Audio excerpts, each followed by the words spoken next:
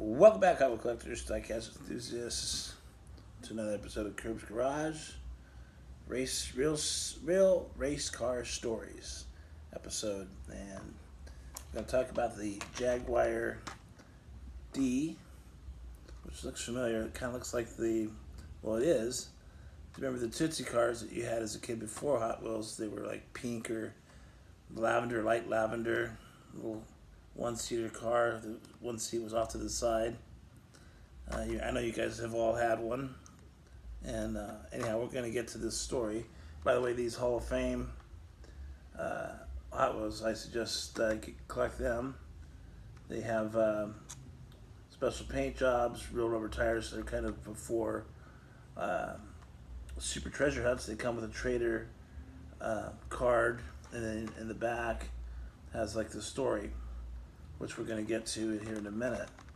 But before we talk about this car, I need to talk about the predecessor, and that would be this car, the Jaguar C, Type C, number 18. And you can see that, and it's kind of an army green.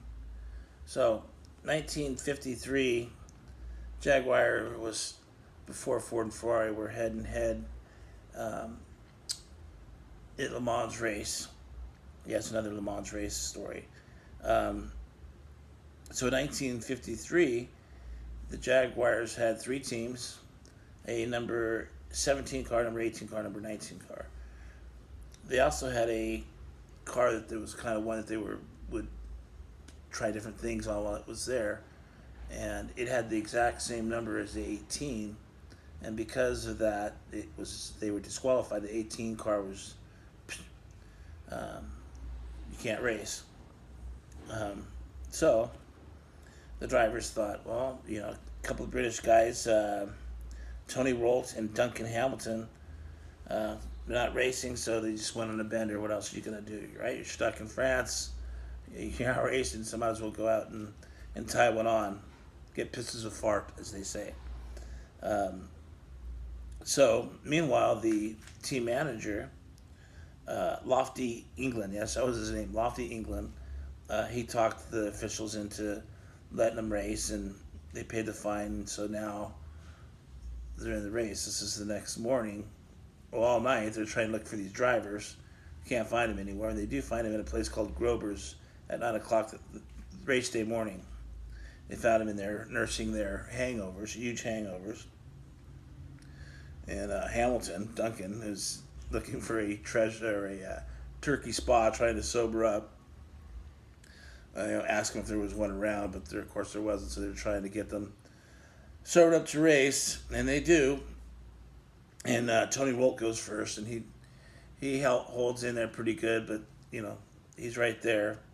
And then when they trade cars, Duncan, still pretty buzzed, said, "No, I don't want no coffee. Give me some of that brandy right there," and swigs the brandy.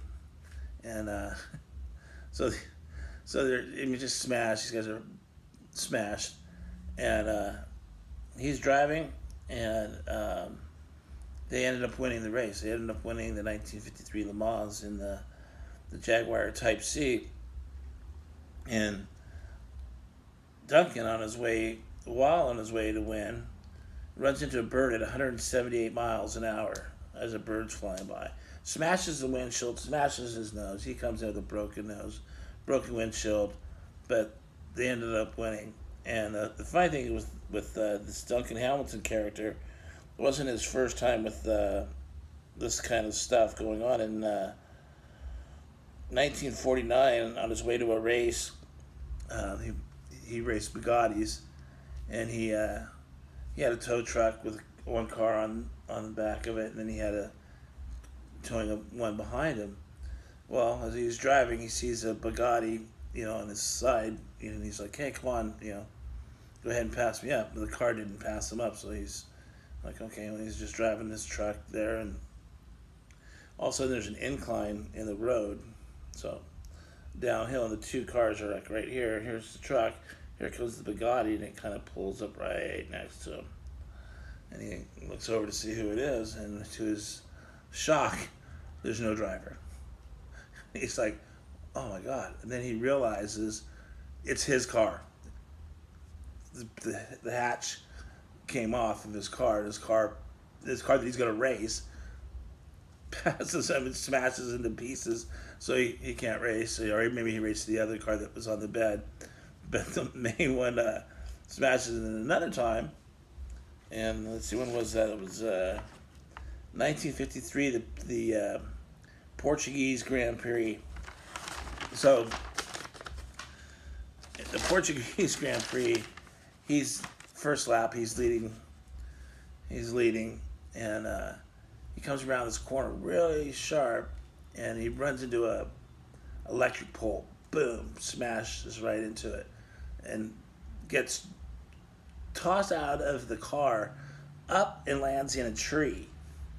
He's landing in a tree. And he's up there for a minute, gets his head together, and then hops down. And when he hops down off the tree, a Ferrari comes flying by and just barely misses his foot by inches.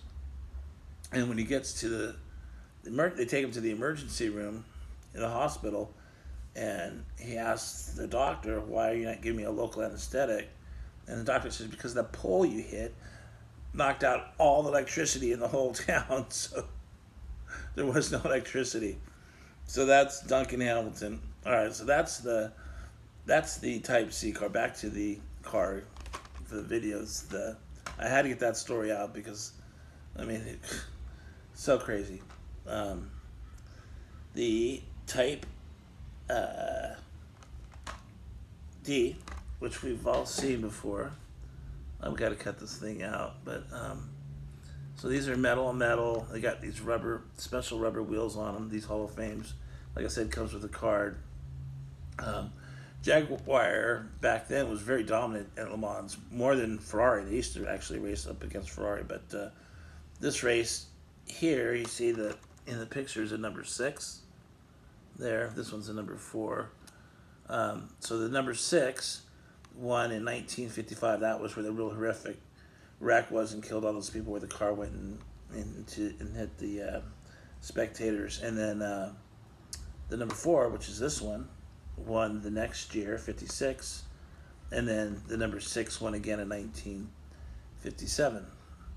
So that's it for the Jaguar story in the drunk Le Mans race. Hope you're enjoying these stories. I've got more to share with you, and I think they're fun to tell.